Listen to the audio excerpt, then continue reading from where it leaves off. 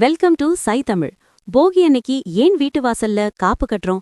நிறைய பேரு இது காற்றை சுத்தப்படுத்துற ஏர் ஃபில்டர்னு நினைக்கிறாங்க. ஆனா உண்மையான காரணம் அது இல்ல. இதுக்கு பின்னாடி ரெண்டு முக்கியமான அறிவியல் காரணங்கள் இருக்கு. முதல் காரணம் இயற்கை பூச்சி விரட்டி. மார்கழி முடிஞ்சு தை பிறக்கிற இந்த நேரத்துல தான் பூச்சிகள் அதிகமா இனப்பெருக்கம் செய்யும். நம்ம வாசல்ல கட்டுற வேப்பிலை ஆவாரம் பூவோட வாசனை பூச்சிகளுக்கு ஆகாது. சோ வீட்டுக்குள்ள விஷப்பூச்சிகள் வராம தடுக்கத்தான் இந்த ஏற்பாடு. இரண்டாவது காரணம் வரும்பாலத்துக்கான மருந்து சேமிப்பு.